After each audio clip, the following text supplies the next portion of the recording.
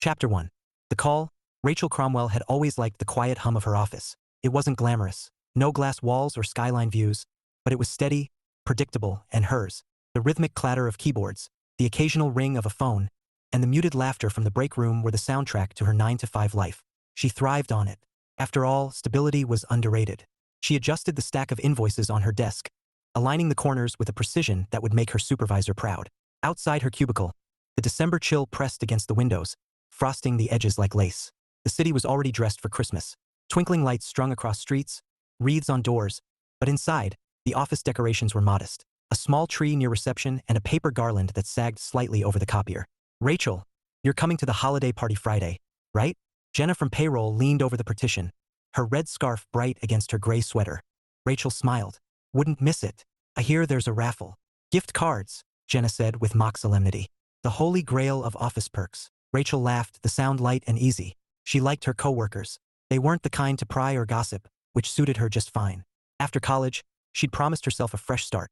A new city, a new job, and no messy entanglements. For the most part, she'd kept that promise. Her phone buzzed against the desk, screen lighting up with a name that made her heart soften. Grandpa Richard. She swiped to answer. "Hi, Grandpa." "Rachel, sweetheart." His voice boomed with the warmth of a crackling fire. "How's my favorite granddaughter?" "I'm your only granddaughter," she teased, leaning back in her chair. "Details, details," he said. "Listen, I've got news. Big news." Rachel grinned. "You're not retiring, are you?" "Because I've heard that speech before." "Ha, not a chance. The textile empire needs me." "No, this is about Christmas." Rachel's smile faltered just a little. Christmas. The word carried weight. Family, laughter, traditions, and the quiet ache of being single in a house full of couples. She pushed the thought aside.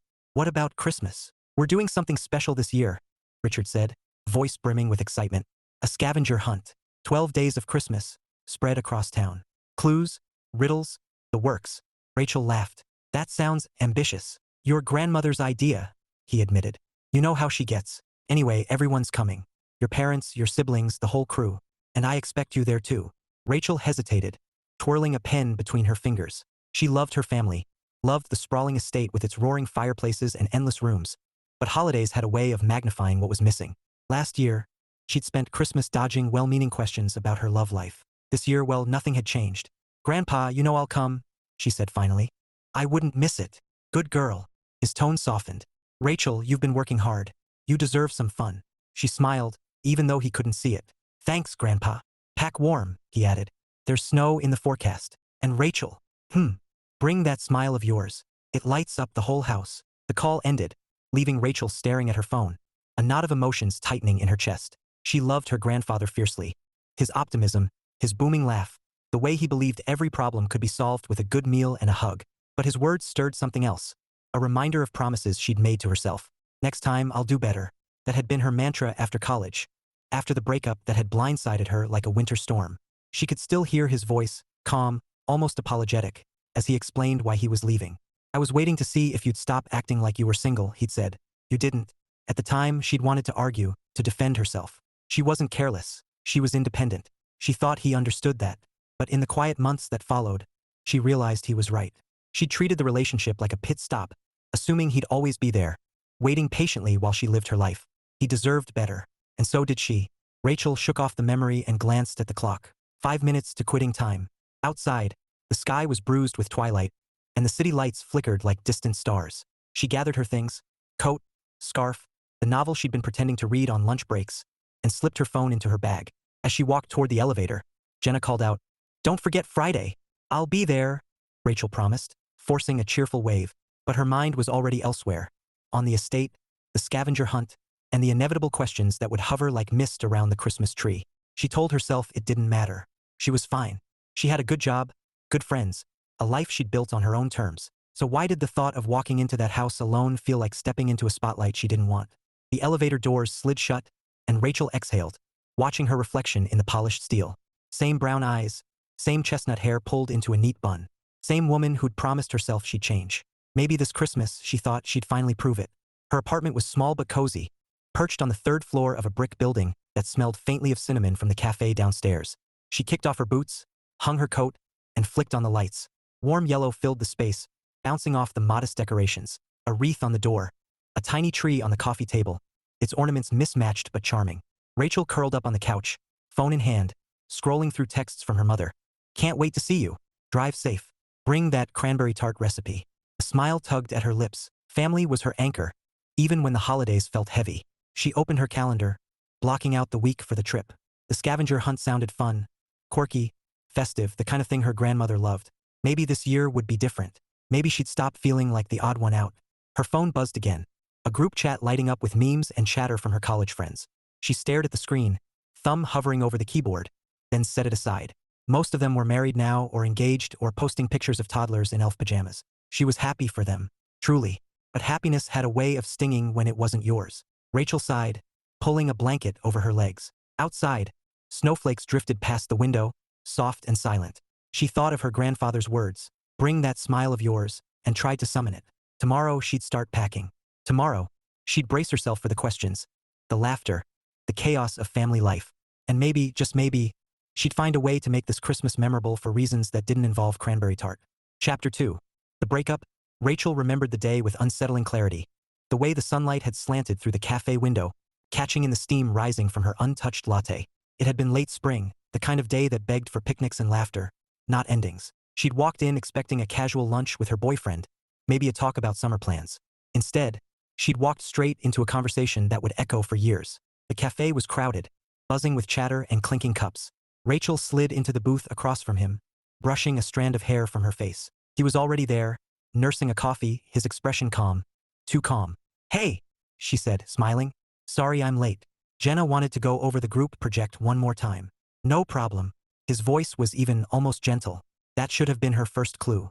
Rachel shrugged off her bag and reached for the menu. "So, what's good today?" "I'm starving."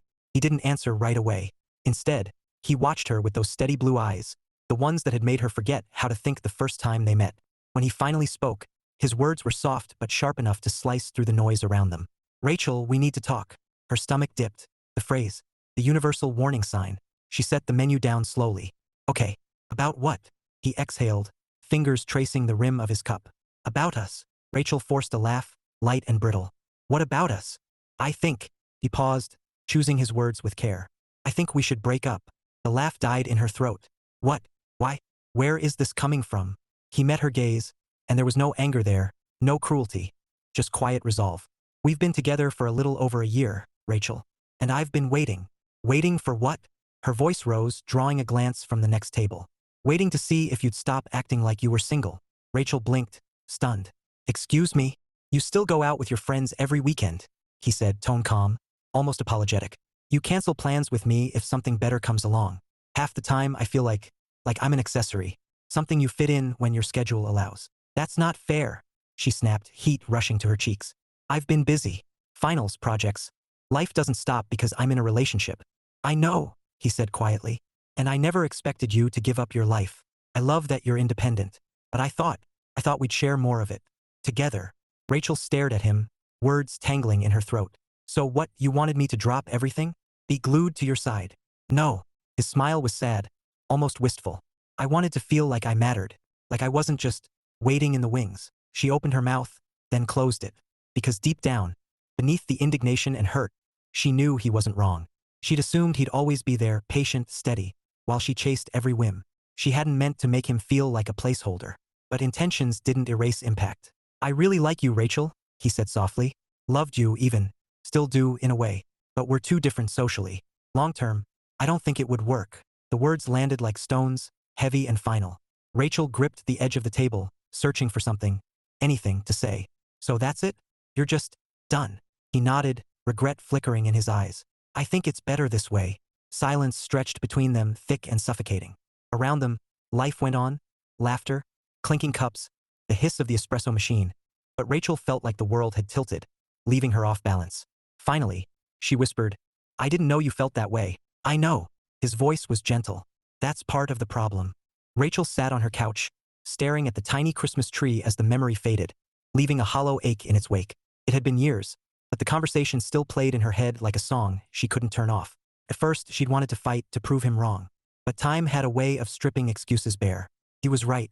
She treated the relationship like a pit stop, assuming permanence where there was none. And when it ended, she'd promised herself she'd change. That next time, she'd show up fully, not halfway. Rachel pulled the blanket tighter around her shoulders, the glow of the tree casting soft shadows on the walls. Outside, snowflakes drifted lazily, settling on the windowsill like whispers. She wondered where he was now, what city, what life, what love. Probably married, maybe kids. People like him didn't stay single long. She reached for her phone, thumb hovering over social media apps, then stopped. No, she wasn't going down that rabbit hole. Not tonight. Instead, she opened her calendar again, eyes tracing the block of days marked for the family holiday. The scavenger hunt sounded fun, chaotic, exactly the kind of thing her grandmother adored. Rachel smiled faintly, imagining toddlers scattering tinsel like confetti, her grandfather booming instructions like a game show host. Maybe this year would be different. Maybe she'd stop feeling like the odd one out. And maybe, just maybe, she'd stop letting old ghosts haunt her every December. Chapter 3. The estate. The tires crunched over snow as Rachel's car wound up the long drive to her grandparents' estate. The house rose ahead like something out of a winter postcard. Stone walls draped in garlands, windows glowing with warm light, and a wreath so large it could have doubled as a hula hoop hanging on the front door. Smoke curled from the chimneys, carrying the scent of pine and something sweet, gingerbread, maybe. Rachel parked near a row of SUVs and sedans, her breath fogging in the crisp air as she stepped out. The cold bit at her cheeks, but the sight of the house tugged a smile from her lips. No matter how complicated life felt, this place had always been a sanctuary, a world where laughter echoed through halls and Christmas magic wasn't just a concept, but a tradition. She hauled her suitcase from the trunk, boots crunching on the salted path. Before she could reach the door, it flew open, and a whirlwind of red scarf and jingling bells barreled toward her. Rachel! Her grandmother's voice rang out like a carol, and then she was enveloped in a hug that smelled of cinnamon and lavender. "Hi, Grandma," Rachel laughed, squeezing back. "You look festive." "Festive is the minimum requirement in this house," Grandma declared, pulling back to beam at her. Her silver hair was tucked under a knit cap, and her cheeks were rosy from the cold. Come in, you'll freeze out here." Rachel stepped inside, and warmth wrapped around her like a blanket. The foyer was a riot of holiday cheer. Twinkling lights, garlands, a towering tree dripping with ornaments collected over decades. Somewhere in the distance, children squealed, and the faint strains of jingle bells floated from the living room. Rachel! Her mother appeared next, arms open wide. Behind her came her father, siblings, and a parade of cousins, all talking at once. "You made it! How was the drive? Did you bring the cranberry tart recipe?" Rachel laughed, hugging each in turn, answering questions in a blur. The air buzzed with energy, the kind that only came from family packed under one roof with too much sugar and not enough restraint. The living room was a kaleidoscope of color, toddlers darting between legs, clutching fistfuls of tinsel like treasure, uncles debating football scores over mugs of cider, aunts swapping cookie recipes with the intensity of stockbrokers. Rachel sank onto the couch, letting the noise wash over her. It was overwhelming, yes, but comforting too. A reminder that no matter how solitary her life sometimes felt, she belonged here. Her younger sister plopped down beside her, grinning. "So, ready for the scavenger hunt?" Rachel groaned.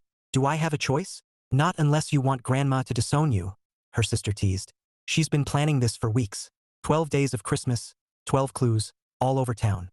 It's going to be epic." Rachel smiled faintly. "Sounds ambitious." "Oh, it is," her sister said, eyes gleaming. She even made teams, couples mostly, for the romantic holiday vibe. Rachel's stomach dipped. "Couples? Don't worry," her sister added quickly. "Grandma said she had a plan for the odd numbers." Rachel raised a brow. A plan? Before her sister could elaborate, Grandma swept into the room, clapping her hands for attention. "All right, everyone, gather round. Time to announce the teams." The room erupted in chatter as people shuffled closer. Rachel stood, heart thudding for reasons she couldn't quite name. Grandma held a clipboard like a general preparing for battle. "Now," she began, eyes twinkling, "we've got 12 teams for 12 clues. Most of you are paired up already, but we had a little imbalance, so I called in reinforcements." Rachel frowned. Reinforcements? The front door opened, and a gust of cold air swept in, along with a man whose presence hit Rachel like a jolt of electricity. He was taller than she remembered, his shoulders broader, his coat dusted with snow. His hair was shorter now, neatly styled, but the smile that had once made her forget how to breathe, was the same. Familiar and devastating. Rachel's breath caught. No, it can't be. But it was. Him. Her ex. The man whose voice still haunted her in quiet moments. He stepped inside, stamping snow from his boots, and when his gaze found hers, something flickered in his eyes. Surprise, yes, but also something softer. Recognition. Curiosity. "Everyone," Grandma announced, oblivious to the storm brewing in Rachel's chest. "This is—" "I know him," Rachel blurted, then winced as heads turned. Grandma's brows lifted. "Well, that saves me an introduction." Rachel swallowed hard, forcing words past the lump in her throat. Hi. Hi, he said, voice warm, steady. Too steady. For a heartbeat, the room seemed to shrink, the chatter fading to a distant hum. Rachel's mind spun, colliding with memories she'd spent years packing away. His laugh, his touch, his words, I wanted to feel like I mattered. She snapped back as Grandma clapped her hands again. Perfect. You two will make a great team. Rachel's stomach dropped. Team. For the scavenger hunt, Grandma said cheerfully. You're paired up. Rachel opened her mouth to protest, but Grandma was already moving on, rattling off other pairings. Around her, cousins grinned, siblings exchanged knowing looks, and Rachel felt heat crawl up her neck. She turned back to him, older, more polished, but still the same man who'd once held her heart. He smiled faintly, and for a moment, Rachel couldn't tell if she wanted to laugh, cry, or run. Later, when the crowd dispersed to fetch coats and boots for the first clue, Rachel cornered Grandma near the kitchen. Grandma, she hissed, what were you thinking? Grandma's eyes sparkled with mischief. I was thinking you deserve a little Christmas magic. Magic, Rachel sputtered.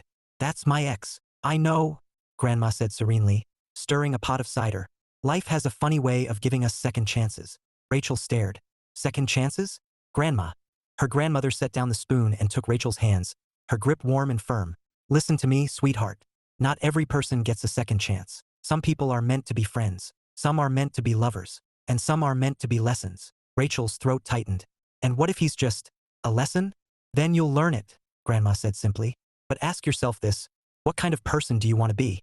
Rachel blinked, words failing her.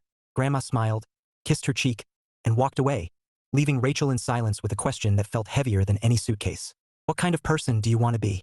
Rachel stood there, heart thudding, as laughter drifted from the foyer and snowflakes swirled outside the window. She didn't have an answer. Not yet. But she knew one thing. This Christmas was about to get complicated. Chapter 4. The first clue. Rachel tightened the knot on her scarf like it was a lifeline. Outside, snowflakes drifted lazily, settling on the cobblestone streets of the quaint town. Christmas lights twinkled overhead, strung between lampposts like glowing garlands. It was picturesque, storybook perfect, except for the fact that she was about to spend the next several hours paired with the one man she'd spent years trying not to think about. He stood a few feet away, adjusting his gloves with infuriating calm. Older now, sharper around the edges, but still carrying that same quiet confidence that had once made her heart trip over itself. His coat was tailored, his boots polished, and his smile, oh, that smile, was currently aimed at her like a challenge. Rachel inhaled, squared her shoulders, and marched over. So, she said, voice brisk. Looks like we're partners. Looks that way. His tone was warm, easy, like they were discussing the weather instead of the emotional minefield between them. Rachel forced a smile. Great, great, he echoed, and for a moment, his eyes held hers, steady, unreadable. Then he glanced at the envelope in her hand. Is that the first clue? Rachel looked down at the ornate card Grandma had handed her. Gold script danced across the surface. On the first day of Christmas, my true love gave to me a partridge in a pear tree. Beneath it, a riddle. Find where pears are sweet and birds take flight, near the heart of town and holiday light. Rachel frowned. Okay, so, pears and birds, that's vague. He smiled faintly. There's a cafe called the Pear Tree on Main Street. They've got a bird mural on the wall. Rachel blinked. You know this town that well? I've been here for meetings, he said casually. Your grandfather's business, of course. Rachel's stomach tightened. He wasn't just here for fun. He was part of Grandpa's executive team, which meant this wasn't a random coincidence. Her grandfather had invited him deliberately. The thought made her pulse jump for reasons she didn't want to examine. Right? She said, tucking the clue into her pocket. Let's go. They set off down the snowy street, boots crunching in rhythm. Around them, other teams laughed and called out guesses, their voices echoing against brick storefronts. Rachel kept her gaze fixed ahead, determined not to notice how his stride matched hers, how the cold painted his cheeks a shade that made him look annoyingly handsome. So, he said after a moment, how've you been? Rachel's grip tightened on her scarf. Small talk, of course. Good, she said shortly. Work's good. That's great. His tone was easy, but there was a flicker of amusement in his eyes. Still in clerical? Yes, she said, chin lifting. I like it. I didn't say you wouldn't, he replied, smile tugging at his lips. You always liked things organized. Rachel bristled. Is that supposed to be a compliment? It is, he said, and his smile widened just enough to make her want to throw a snowball at his head. She bit back a retort and focused on the glowing sign ahead, the Pear Tree Cafe. Warm lights spilled from its windows, and the scent of cinnamon drifted out as they pushed through the door. The cafe was bustling, filled with chatter and the clink of mugs. A mural of birds in flight stretched across one wall, and Rachel felt a grudging spark of admiration. He'd been right. Okay, she muttered, scanning the room. Now what? He nodded toward a small Christmas tree in the corner, its branches glittering with ornaments. A tag dangled from Team 7. Rachel plucked it free, revealing the next clue. 2 turtle doves. Progress, he said, holding the door for her as they stepped back into the cold. Rachel ignored the flutter in her chest at the simple gesture. So where do we find turtle doves? There's a pet shop on Elm, he said easily. They've got a holiday display. Rachel narrowed her eyes. Do you just know everything? Not everything, he said, and his smile was quick, disarming. Just enough to keep us from freezing. As they walked, Rachel tried to keep the conversation neutral, but silence stretched like taut string. Finally, she blurted, so, you and Grandpa, business partners. Not partners, he corrected. I'm on his executive team, strategy and operations. Rachel nodded, trying to ignore the pang of admiration. He'd always been ambitious, but hearing it now, seeing the confidence in his stride, made something twist inside her. That's impressive, she said reluctantly. Thanks. He glanced at her, eyes warm. And you? Still promising yourself you'll change. Rachel froze mid-step. What? His expression softened. You said that once, after we broke up, that you'd do better next time. Rachel's cheeks burned. You remember that? I remember a lot of things, he said quietly. The words hung between them, heavy with meaning. Rachel swallowed hard, forcing a laugh that sounded brittle. Well, good news. I'm practically a saint now. He chuckled, low and warm. I'll take your word for it. They reached the pet shop, only to find the door locked and a sign reading, back in 10 minutes. Rachel groaned. Great, she muttered. We're stuck. Could be worse, he said, leaning against the wall. At least it's not a blizzard. As if on cue, a gust of wind sent a spray of snow into her face. Rachel sputtered, brushing flakes from her hair, and he laughed, a rich, unguarded sound that made her heart lurch. Oh, sure, she said, glaring. Laugh it up. Sorry, he said, still grinning. You look like a snow angel gone rogue. Rachel grabbed a handful of snow and lobbed it at him. It hit his coat with a satisfying thud. He stared at her, mock-affronted, then bent down and scooped his own ammunition. Oh no, Rachel said, backing up. Don't you dare. The snowball hit her square in the shoulder, and she shrieked, laughter spilling out despite herself. For a moment, the years melted away, and they were just 2 people in the snow, laughing like they used to. When the shop finally opened and they retrieved their clue, Rachel felt lighter, though she couldn't explain why. They walked back toward the square, silence settling again. But this time it wasn't sharp. It was easy. He glanced at her as they passed a glowing tree. You've changed, he said softly. Rachel looked at him, heart thudding. So have you. Their eyes held for a beat too long, and Rachel felt something stir. A question, a possibility, a second chance wrapped in snow and Christmas lights. She looked away first, pulse racing. Because whatever this was, whatever it could be, she wasn't ready to name it. Not yet. Chapter 5. Second chances. The house was quieter now. The chaos of the scavenger hunt temporarily replaced by the soft hum of carols drifting from the living room. Most of the family had scattered, some to wrap gifts, others to wrangle toddlers into pajamas. But Rachel lingered in the kitchen, nursing a mug of cider like it held answers. She needed a breather. The day had been a lot. Snowball fights, riddles, laughter, and him. Always him. His smile, his voice, the way he'd looked at her like he could still read the pages she thought she'd closed years ago. It was unsettling, and worse, it was tempting. Rachel stared at the steam curling from her mug, willing her thoughts to behave. They didn't. Penny for your thoughts? The voice was warm, familiar. Rachel looked up to see her grandmother standing in the doorway, her apron dusted with flour, eyes twinkling like Christmas lights. Rachel forced a smile. Just thinking. Grandma crossed the room and sat beside her, moving with the ease of someone who'd spent a lifetime navigating kitchens and hearts alike. About the hunt? Rachel hesitated. About everything. Grandma's smile deepened. Including our surprise guest? Rachel groaned, dropping her head into her hands. Grandma. What? Her grandmother's tone was innocent, but her eyes danced with mischief. He's handsome, polite, gainfully employed. And judging by the way he looks at you, he's not here for the eggnog. Rachel peeked through her fingers. You planned this. Of course I did, Grandma said cheerfully. Do you think I leave things to chance? Rachel sat up, exasperated. Grandma, he's my ex. I know, Grandma said serenely, as if Rachel had just announced the weather. That's why I invited him. Rachel stared. That makes no sense. It makes perfect sense, Grandma countered, folding her hands. Not every person gets a second chance, Rachel. Some people are meant to be friends. Some are meant to be lovers. And some are meant to be lessons. Rachel's throat tightened. And what if he's just a lesson? Then you'll learn it, Grandma said simply. But ask yourself this. What kind of person do you want to be? Rachel blinked, the question landing like a stone in still water. sending ripples through her chest. What does that even mean? It means, Grandma said gently, do you want to be someone who runs from the past? Or someone who faces it? Do you want to be someone who closes doors out of fear? Or someone who opens them to possibility? Rachel swallowed hard, staring at the cider in her hands. It's not that simple. Life rarely is, Grandma said, rising with a soft pat to Rachel's shoulder. But love? Love is simple. It's about showing up. The rest, you figure out as you go. She started toward the doorway, then paused, glancing back with a smile that was equal parts wisdom and mischief. Think about it, sweetheart. Christmas has a way of answering questions, if you're brave enough to ask them. And then she was gone, leaving Rachel alone with the hum of carols and a question that felt heavier than any gift under the tree. Rachel sat there long after the cider cooled, Grandma's words looping in her mind. What kind of person do you want to be? She didn't know. She thought she did once, independent, untethered, free. But freedom had started to feel like loneliness dressed in prettier clothes. She thought of him, his laugh in the snow, the way his eyes softened when he looked at her. She thought of the past, of mistakes she'd vowed not to repeat. And she thought of the promise she'd made to herself. Next time, I'll do better. Maybe this was next time. Maybe it wasn't. But the possibility shimmered like the lights on the tree, fragile and bright. Rachel exhaled, setting the mug aside.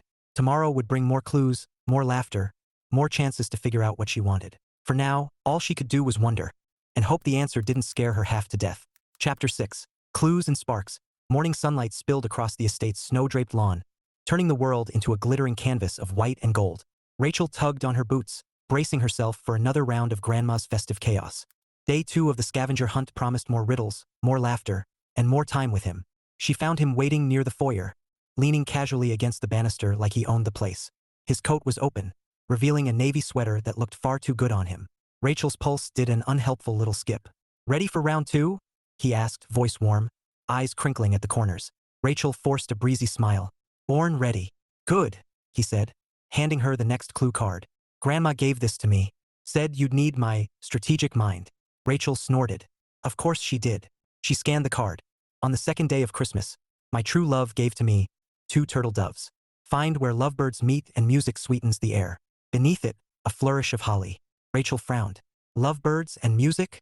There's a gazebo in the town square, he said without missing a beat. They host carolers there. Rachel narrowed her eyes. Do you have a cheat sheet or something? Just paying attention, he said, smiling that infuriating smile. Come on. The streets were alive with holiday cheer. Shop windows glowing, wreaths hanging from lampposts, and the scent of roasted chestnuts curling through the air. Rachel walked beside him, boots crunching in rhythm, trying not to notice how his presence felt easy, familiar, dangerous. So, he said after a moment, how's life in the big city? Rachel shrugged. Busy, but good. Friends? Hobbies? His tone was casual, but his eyes held hers like he cared about the answer. Rachel hesitated. I have friends. I read. Bake sometimes. Bake. His brows lifted. That's new. Rachel smiled faintly. People change. They do, he said softly, and for a heartbeat, the air between them felt charged, like the pause before a snowfall. The gazebo was draped in garlands, its white columns wrapped in twinkling lights. A group of carolers sang Silent Night, their voices weaving through the crisp air. Rachel spotted a small box tied with ribbon near the steps, marked with their team number. She crouched to open it, revealing 2 tiny dove ornaments and the next clue, 3 French hens. Seek the flavors of France where warmth and laughter blend. Rachel grinned. That's got to be the French bakery. Agreed, he said, offering his hand to help her up. She hesitated just for a second before taking it. His grip was warm, steady, and entirely too comforting. When she let go, her palm tingled like it had been kissed by static. The bakery was a riot of scents, fresh bread, sugar, butter, and packed with customers escaping the cold. Rachel squeezed through the crowd, scanning for their clue. She spotted it dangling from a basket of baguettes just as someone bumped her elbow. The baguette flew. Rachel gasped, lunging to catch it, but it sailed like a javelin straight toward him. He caught it midair with reflexes that would impress an athlete, grinning like he'd just won a medal. Nice aim, he teased, handing it back. Rachel groaned. I swear that wasn't intentional. Sure, he said, eyes dancing. You've always had a competitive streak. Rachel rolled her eyes, but her lips twitched despite herself. She grabbed the clue, for calling birds, where voices rise and stories live. And stuffed it into her pocket. Library, she guessed. Library, he confirmed, and they headed out, laughter trailing behind them like footprints in the snow. By the time they reached the library, Rachel's cheeks ached from smiling, a fact she tried very hard not to analyze. They found the next clue tucked inside a copy of A Christmas Carol, and as she slid it free, He leaned close to read over her shoulder. His cologne, warm, woodsy, wrapped around her like a whisper. Rachel's breath hitched, and she stepped back so fast she nearly collided with a shelf. "You okay?" he asked, brows lifting. "Fine," she said, voice a little too bright. "Totally fine." He didn't press, but his smile said he noticed. And that was somehow worse. Later, as they walked back toward the square with their clues, the snow began to fall soft, lazy flakes that dusted their coats and hair. The world felt hushed, like a secret shared between them. Rachel glanced at him, words tumbling out before she could stop them. "Why did you come?" He looked at her, expression unreadable. "Your grandfather invited me." "I know," she said softly. "But you didn't have to say yes." He held her gaze, and for a moment, the air felt electric. "I was curious," he said finally, "to see if you'd changed." Rachel's heart thudded. "And?" His smile was slow, warm, devastating. "You have." She swallowed hard, pulse skittering. "Good to know." They walked on in silence, but it wasn't empty. It was full of questions, of possibilities, of something Rachel wasn't ready to name. Not yet. Chapter 7. Conversations and Confessions. The scavenger hunt had paused for the evening. The day's clues tucked away like secrets waiting for tomorrow. The estate glowed under a canopy of stars, its windows spilling golden light onto the snow. Inside, laughter drifted from the living room where cousins battled over board games. But Rachel slipped away to the sunroom, a quiet pocket of warmth and glass where the world outside looked like a snow globe. She curled into a wicker chair, pulling a blanket over her legs. Her body was tired from the day's trek, but her mind buzzed like a string of Christmas lights. Every moment with him, every laugh, every glance, played on a loop she couldn't shut off. It was maddening, and thrilling, and terrifying. The door creaked, and Rachel looked up, heart stuttering as he stepped inside. He carried 2 mugs, steam curling from their rims. "Thought you might want something warm," he said, crossing the room with that easy stride that made her pulse misbehave. Rachel hesitated, then accepted the mug. "Thanks." He settled into the chair opposite hers, close enough that she could see the flecks of gold in his eyes. For a moment, silence stretched soft, not sharp, broken only by the whisper of wind against the glass. Finally, he spoke. "You seem different." Rachel blinked. "Different how?" He shrugged, gaze steady, calmer, more grounded. "Back then, you were always moving, always chasing something." Rachel stared into her mug, the cider's sweetness curling around her senses. "I thought that was a good thing." "It was," he said gently, "but it made it hard to keep up." Rachel swallowed hard, memories pressing like fingerprints against her heart. "I didn't mean to make you feel left behind." "I know." His voice was quiet, but sure. "I wasn't angry, Rachel. I just wanted more." Rachel looked up, meeting his eyes. "More what?" "More time. More us." His smile was faint, wistful. "I loved you. Still do, in some ways." The words landed like snow, soft, but heavy enough to shift the ground beneath her. Rachel's breath caught. "You loved me?" He chuckled softly. "You didn't know?" "I thought." She shook her head, a bitter laugh escaping. "I thought you were just patient, waiting for me to figure things out." "I was," he said, leaning forward, elbows on his knees. "But patience has limits." Rachel stared at him, heart thudding like a drum. "I promised myself I'd change after you left," she admitted, voice barely above a whisper. "That next time I'd do better." His eyes softened. "And have you?" Rachel hesitated, then nodded. "I think so. I hope so." He smiled, slow, warm, devastating. "I can see it." Silence settled again, but it wasn't empty. It was full of questions, of possibilities, of something Rachel wasn't ready to name. She traced the rim of her mug, words tumbling out before she could stop them. "I was so sure I was right back then," she said quietly. "That independence meant keeping everything separate. Friends, work, you. I thought blending them would make me lose myself." "And now?" he asked. Rachel exhaled, watching her breath fog the glass. "Now I think maybe I was scared. Scared of needing someone." His gaze held hers, steady and unflinching. "Needing someone isn't weakness, Rachel. It's human." Rachel's throat tightened. "I know that now." He smiled faintly. "Took us a few years to get here." Rachel laughed softly, the sound tinged with something fragile. "Yeah." Outside, snowflakes drifted like whispers, and inside, the air felt charged, like the pause before a kiss. Rachel's pulse skittered as he reached out, fingers brushing hers where they rested on the blanket. The touch was light, tentative, but it sent a shiver racing up her arm. She didn't pull away. "Rachel," he said softly, her name a question and a promise all at once. She looked at him, heart thudding, and for a moment, the world narrowed to the space between them. The warmth of his hand, the glow of the lights, the echo of a past that suddenly felt like prologue. Then footsteps thundered in the hall, and the spell shattered like glass. A cousin burst in, announcing the next day's clue with the enthusiasm of a game show host. Rachel jerked back, cheeks flaming, and he chuckled under his breath, eyes dancing with amusement. "Saved by the bell," he murmured. Rachel shot him a look that was equal parts exasperation and longing. "Don't get used to it." But as she followed her cousin out, her heart whispered the truth she wasn't ready to say aloud. She didn't want him to stop trying. Chapter 8. Chaos and Chemistry. The next morning dawned bright and brittle, sunlight bouncing off snow like shards of glass.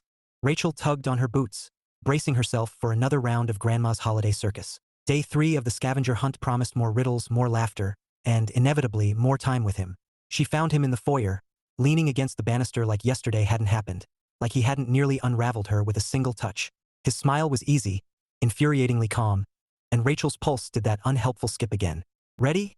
he asked, holding up the next clue card. Rachel snatched it before he could add a smug remark. "On the 8th day of Christmas, my true love gave to me 8 maids a-milking. Find where cream turns sweet and bells ring cheer." She frowned. "Cream and bells. Creamery," he said without hesitation. "They've got a holiday bell display." Rachel narrowed her eyes. "Do you have a secret map of this town?" "Just paying attention," he said, grinning. "Come on." They barely made it to the door before Rachel's cousin Lily swooped in, eyes sparkling with mischief. "So," Lily sang, "how's Team Lovebirds doing?" Rachel groaned. "We're Team 7. "Aha," Lily said, smirking. "And how's the chemistry?" Rachel shot her a glare that could melt snow. "Go bother someone else." "Oh, I will," Lily said sweetly.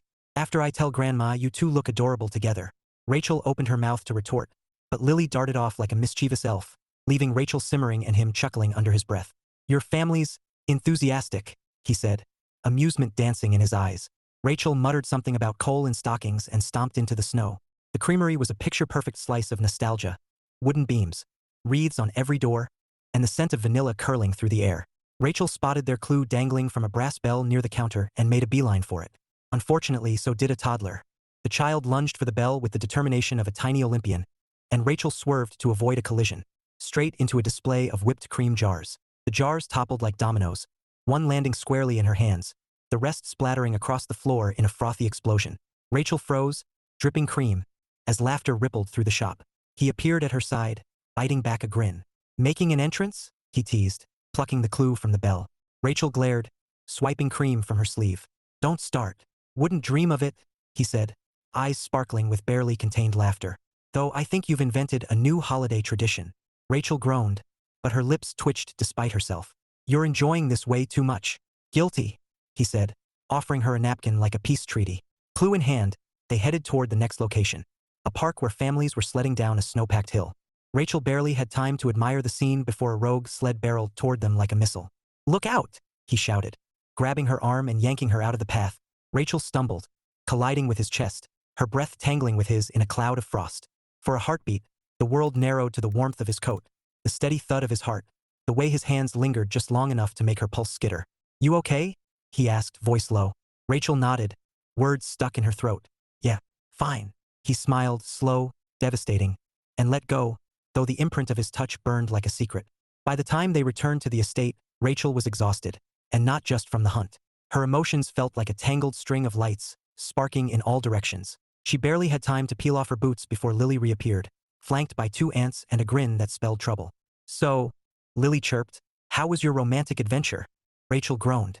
"It was a scavenger hunt, with snowball fights and near-death sledding experiences," Lily said sweetly.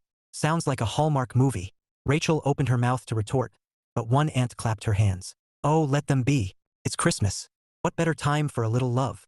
Rachel felt her cheeks flame as laughter rippled through the group. She shot him a glance, expecting smug amusement, but his expression was unreadable, his eyes steady on hers like he was waiting for something she couldn't name.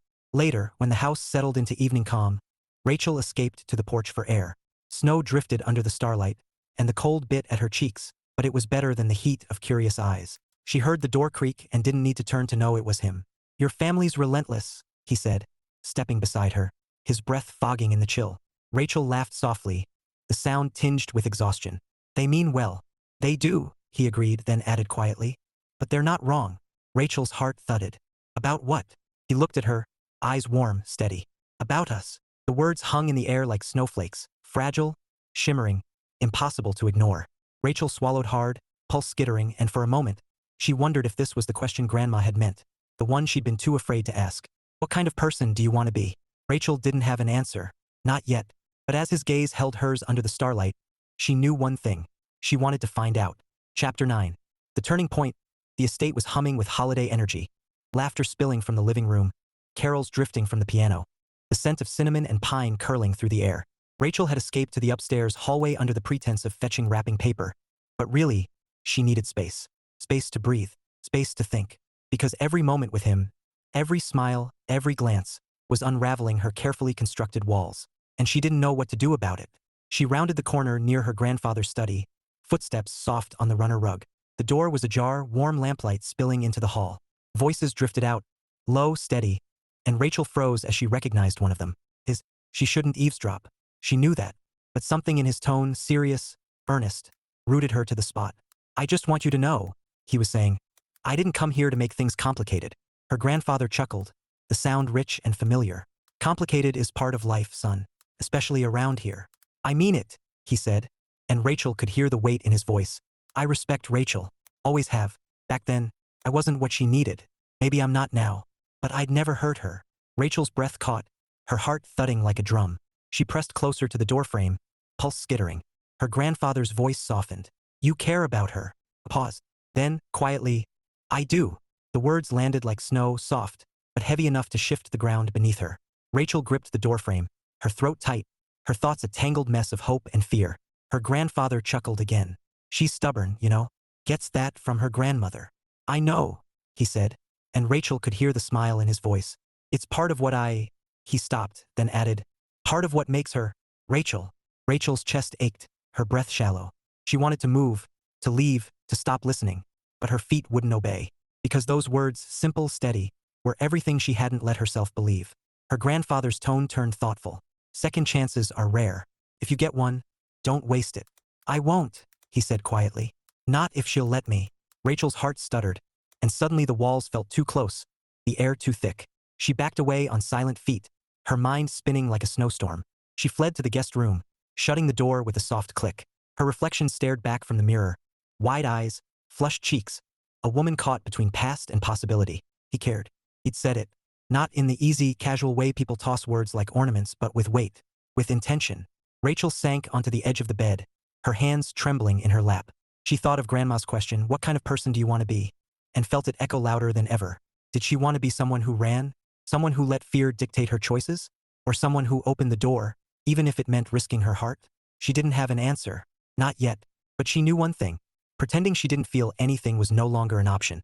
Dinner was a blur of chatter and clinking silverware. Rachel smiling and nodding while her thoughts spun like carousel lights. He sat across the table, laughing at one of her uncle's jokes, and every time his gaze flicked to hers, her pulse jumped like a startled bird. After dessert, the family migrated to the living room for carols and cocoa. Rachel lingered near the tree, fingers tracing an ornament, when a voice brushed her ear. "Rachel." She turned, heart thudding, to find him standing close, too close, in the glow of the lights. His expression was unreadable, but his eyes held questions she wasn't ready to answer. "Walk with me?" he asked softly. Rachel hesitated, then nodded because saying no felt impossible. The night was crisp, the snow crunching under their boots as they strolled down the quiet lane beyond the estate. Stars glittered overhead, and the cold bit at Rachel's cheeks, but the warmth of his presence was enough to chase the chill. For a while, they walked in silence, the kind that felt full rather than empty. Then he spoke, voice low. "I didn't mean to put you on the spot today." Rachel glanced at him. "You didn't." He smiled faintly. "Your family did." Rachel laughed softly, the sound curling into the night. "They mean well." "They do," he agreed, then added. "But I meant what I said to your grandfather." Rachel's breath caught. "I heard." His brows lifted. "You were listening?" Rachel flushed. "Not on purpose. I was passing by." He studied her for a moment, then nodded, his expression steady. "Then you know." Rachel swallowed hard.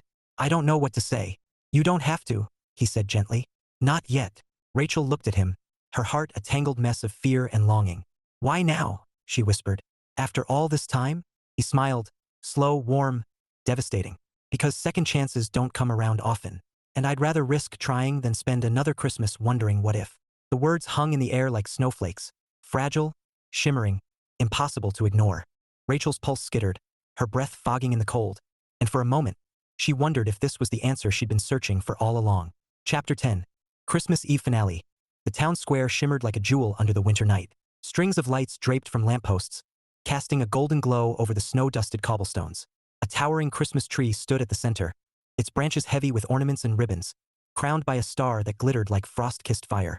Rachel stood at the edge of the square, breath curling in the crisp air, heart thudding like a drum. The scavenger hunt had led them here. 12 clues, 12 riddles, each one a breadcrumb trail to this moment. The final card rested in her gloved hand, its script elegant and teasing. On the 12th day of Christmas, my true love gave to me 12 drummers drumming. Find the rhythm where hearts beat in time, beneath the glow of Christmas shine. She read it aloud, voice soft, and he smiled, that slow, devastating smile that made her pulse skitter. Looks like we're in the right place, he said, nodding toward the tree. Beneath its branches, a small box gleamed like a secret waiting to be told.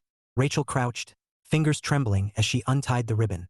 Inside lay a single ornament, a silver heart etched with the words second chances. Her breath caught, and for a moment, the world narrowed to that fragile piece of metal and the man standing beside her. Grandma, Rachel whispered, half laughing, half reeling. She planned this. She's good, he said softly, his voice threaded with amusement, and something deeper. Rachel rose slowly, the ornament cradled in her palm, and met his gaze.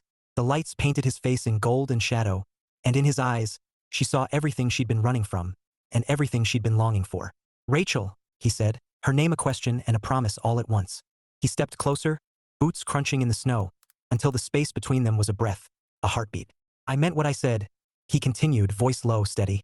I didn't come here to stir up the past. I came because I couldn't stop wondering if we could try again, not as who we were, but as who we are now. Rachel's throat tightened, her breath fogging in the cold. You don't know if I've changed enough. His smile was gentle, warm. I don't need perfect, Rachel. I never did. I just need real. The words landed like snow, soft, but heavy enough to shift the ground beneath her.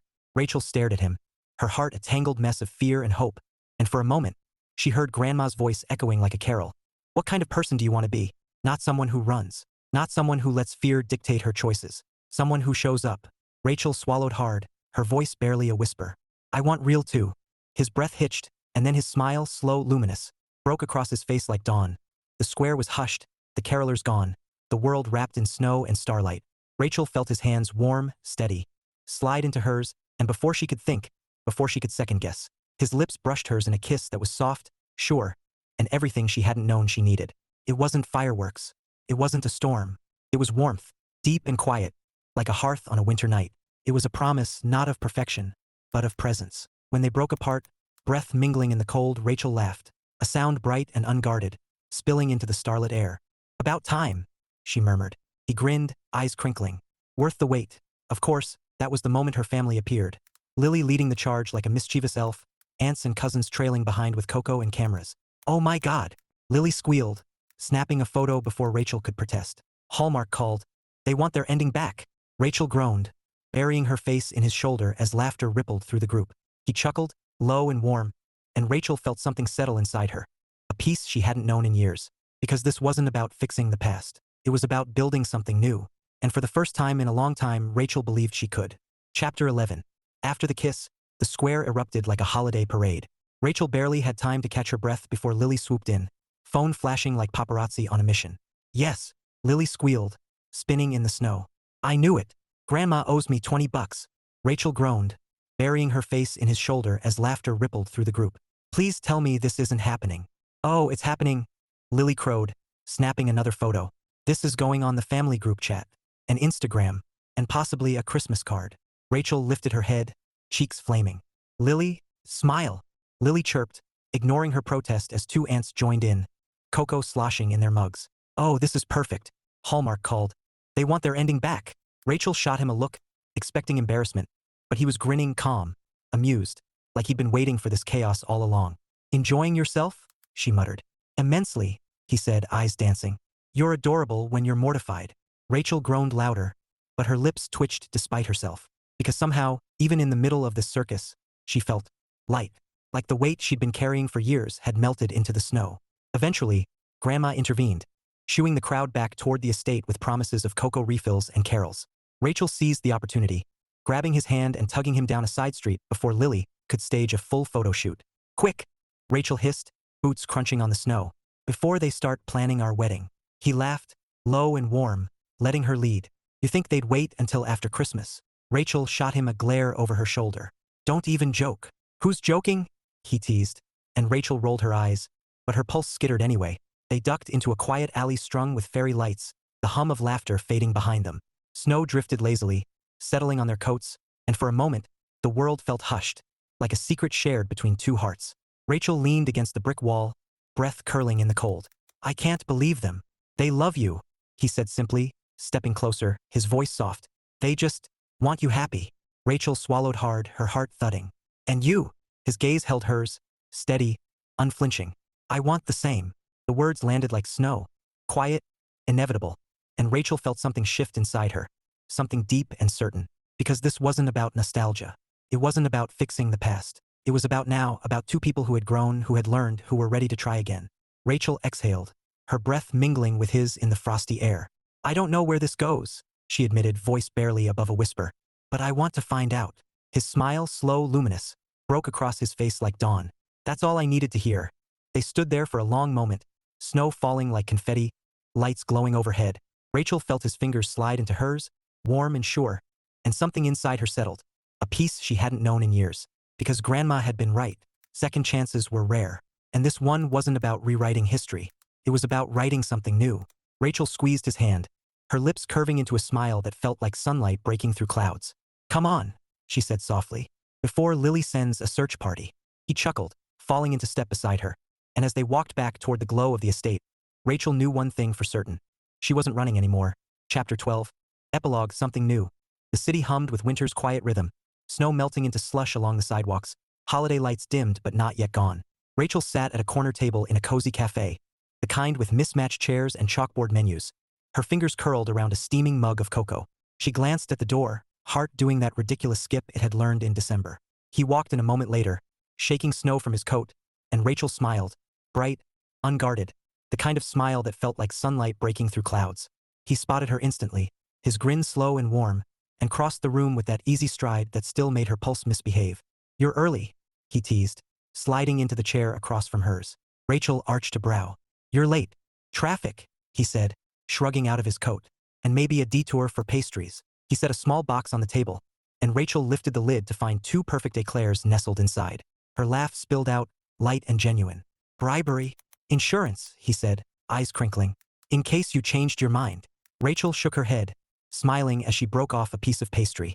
"Not a chance." They talked easily, laughter weaving through the conversation like ribbon. About work, about family, about Lily's relentless texts. "She's already planning next Christmas," Rachel groaned, and about the scavenger hunt that had started it all. "Still think Grandma staged the whole thing?" he asked, sipping his coffee. Rachel smirked. She practically engraved second chances on an ornament. Subtlety isn't her strong suit. He chuckled, leaning back in his chair. "Remind me to thank her." Rachel's cheeks warmed, but she didn't look away. "You should." Later, as they strolled through the park, Rachel felt the weight of the past lift like fog burned away by morning sun. She thought of the promise she'd made to herself. "Next time, I'll do better," and realized it wasn't about perfection. It was about presence, about showing up even when it scared her. She glanced at him, his hand brushing hers, and smiled. A quiet, certain smile that felt like home. Because this wasn't a pit stop. It wasn't a test. It was something new, something real. And for the first time in years, Rachel wasn't wondering what if. She was living it. Snow began to fall again, soft and silent, and Rachel squeezed his hand as they walked on, laughter curling into the winter air. Second chances weren't about rewriting history, she thought. They were about writing the next chapter. New Year's glow, the city pulsed with anticipation, streets glittering under strings of lights as the countdown to midnight ticked closer. Rachel stood on the rooftop terrace of a downtown hotel, bundled in a wool coat, the skyline stretching like a jeweled ribbon against the winter sky. Music drifted from the party inside, mingling with laughter and the distant hum of traffic. But out here, the world felt quieter, like it was holding its breath for something magical. She glanced at the man beside her, his hands tucked into his coat pockets, his breath fogging in the chill. He looked good, too good, in a charcoal sweater and that easy smile that had undone her more times than she cared to admit. The past few weeks had been a blur of texts, calls, and casual dates that felt anything but casual. Coffee shops, bookstores, long walks through snow-dusted parks. Each moment had stitched something new into the fabric of her life. Something warm, something steady. And now, here they were, standing under a sky freckled with stars, waiting for a new year to begin. "Cold?" he asked, his voice low, threaded with concern. Rachel shook her head, smiling. "Not really." He studied her for a moment, then shrugged off his scarf and looped it gently around her neck. The gesture was simple, but it sent a ripple through her chest. a reminder of how far they'd come from awkward scavenger hunt banter and snowball fights. Better? He murmured. Rachel nodded, her breath catching as his fingers lingered for a beat too long. Thanks. Inside, the crowd roared as the announcer's voice boomed from the speakers. 10 minutes to midnight. Rachel felt the hum of excitement ripple through the terrace, couples drawing closer, laughter curling into the frosty air. She glanced at him, her heart thudding like a drum. So, she said lightly, any resolutions? He smiled, slow and warm. Just one. Rachel arched a brow. Let me guess. Eat more vegetables? He chuckled, shaking his head. Not quite. Then what? She pressed, her voice soft, curious. His gaze held hers, steady, unflinching. To stop wondering what if. The words landed like snow, quiet, inevitable, and Rachel felt her breath hitch, her pulse skittering like a startled bird. You're good at this? She whispered, half laughing, half reeling. Good at what? Making me forget how to think. His smile deepened, and for a moment, the world narrowed to the space between them. The glow of the lights, the hush of the night, the echo of a promise waiting to be spoken. The countdown thundered from inside. 10, 9, 8. Rachel's heart raced in time with the numbers, her breath fogging in the cold. 7, 6, 5. He stepped closer, his hands sliding into hers, warm and sure. 4, 3, 2. Happy New Year, Rachel, he murmured. And then his lips were on hers, soft, certain, and everything she hadn't known she needed. The kiss was slow, deep, threaded with laughter and something brighter than fireworks. It was a beginning, not an ending. A promise written in starlight and snow. When they broke apart, breath mingling in the frosty air, Rachel laughed, a sound bright and unguarded, spilling into the night like champagne bubbles. Best resolution ever, she whispered. He grinned, eyes crinkling. Told you. Later, as they stood hand in hand watching the city shimmer under bursts of color, Rachel felt something settle inside her. A peace she hadn't known in years. Because this wasn't about rewriting history. It wasn't about fixing old mistakes. It was about now. About showing up. About choosing love even when it scared her. Grandma's question echoed in her mind. What kind of person do you want to be? And Rachel smiled, her answer clear at last. Someone who opens the door. Someone who says yes. Someone who believes in second chances. Snow drifted like confetti. Laughter curled into the night, and Rachel squeezed his hand as the new year unfurled before them. Bright, uncharted, and theirs.